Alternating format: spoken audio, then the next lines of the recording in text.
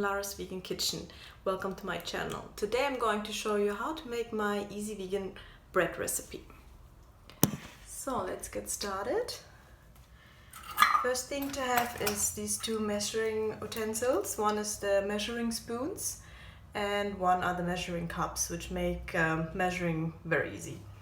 So we start with the 1 cup and our all-purpose flour. So we need 3 cups in total.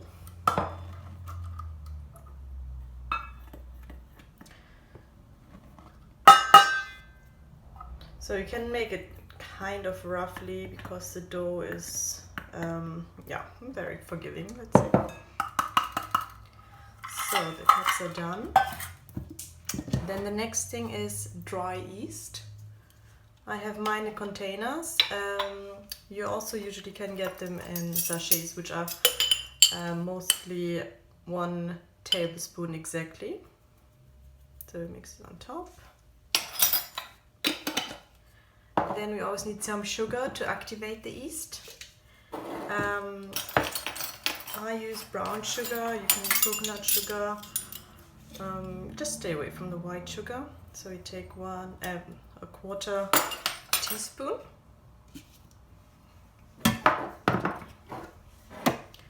Then we have a little bit of salt. This is not necessarily, but it's more or less to taste. So I always put a little bit of pink sea salt. Then I'm using extra virgin olive oil, cold pressed. Also 1 tablespoon.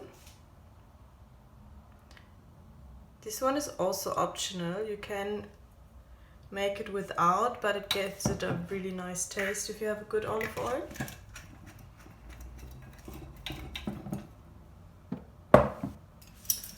So, and that's it. Now we only add 1 cup of filtered water.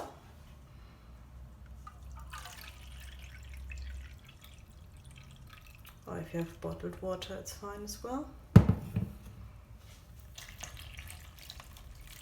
When you make the recipe for the first time, don't put the full cup because it depends a little bit on your flour how much it needs. So of course we wash our fingers first and then we just mix it.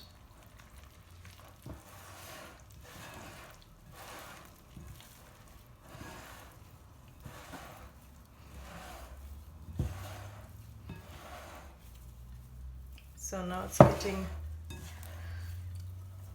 combined.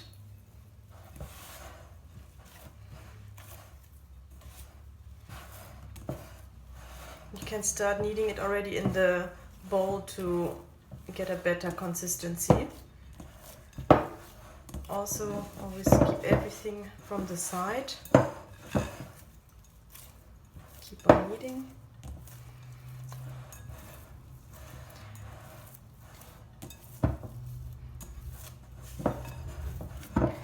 So now you see it's all kind of sticking together, and you can either put a little bit of flour on the surface. Also make sure that it's clean before, and then you knead with your arm like this. Use always this part of your hand and just knead it with it to incorporate it nicely. Then after a while you will feel that the whole dough is getting more together. Okay, that's now a little bit sticky, but it's no problem at all. It can be even a little more sticky or less sticky. It really doesn't matter. The dough will still work well.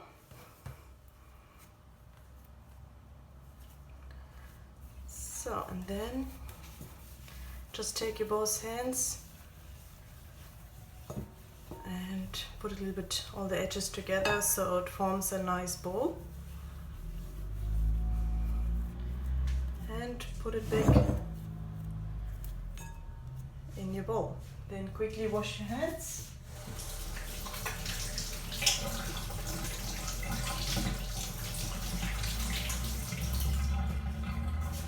And we cover it with some cling film.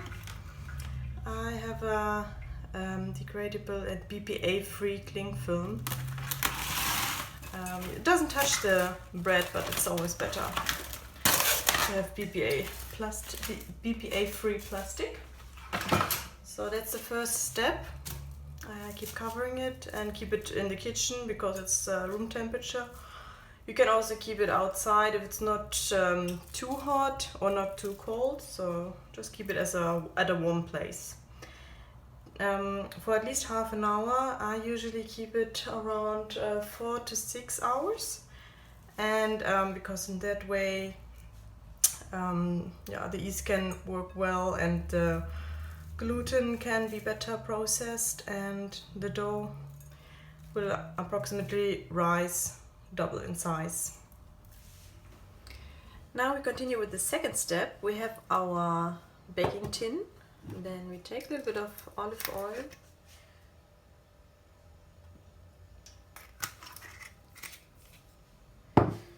and just grease it.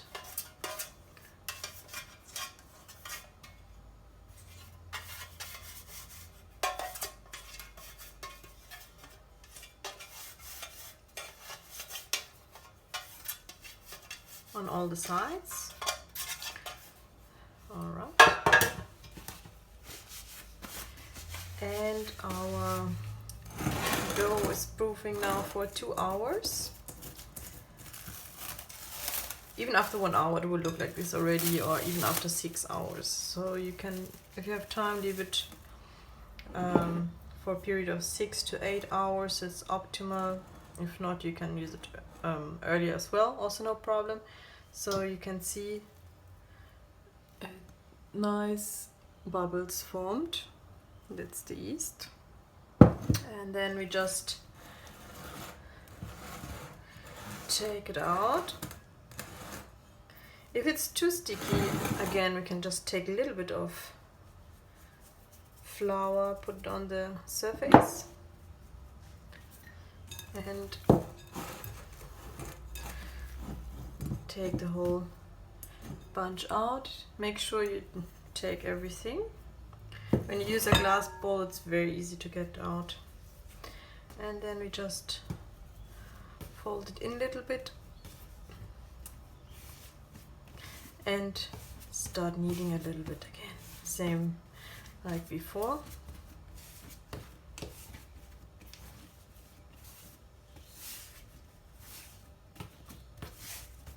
Don't use too much flour. And then again, the kneading mainly comes from that part. So you can get equal pressure, and then you will notice it starts to be sticky again. And then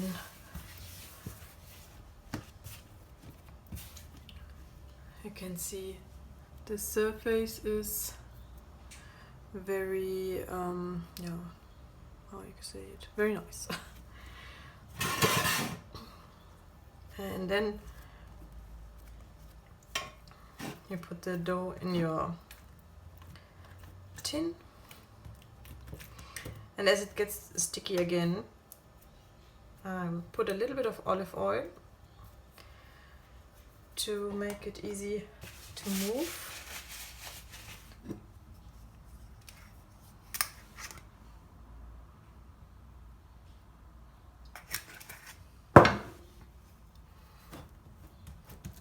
So you can spread equally in the corners.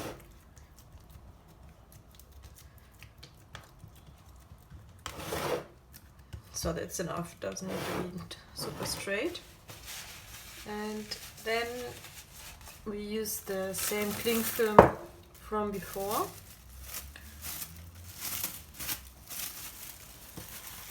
And cover it.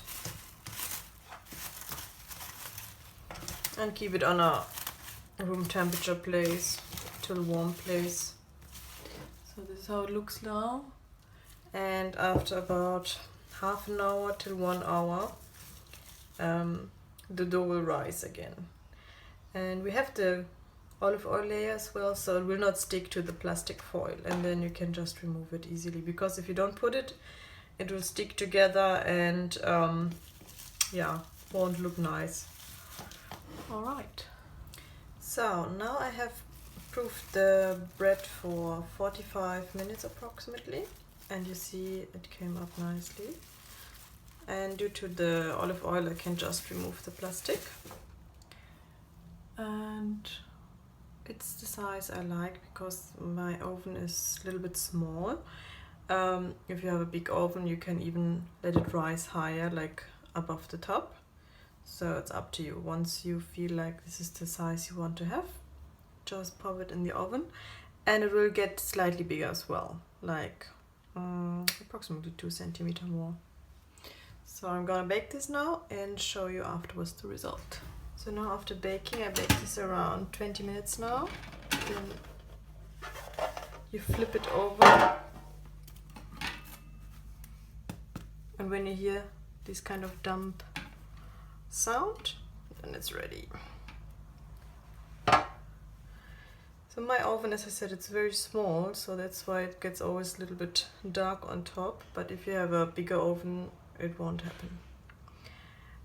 Once it's cool, now you leave it to cool down, and once it's cooled down, it's ready to slice and eat. Enjoy. Now the bread has cooled down and I'm ready to slice.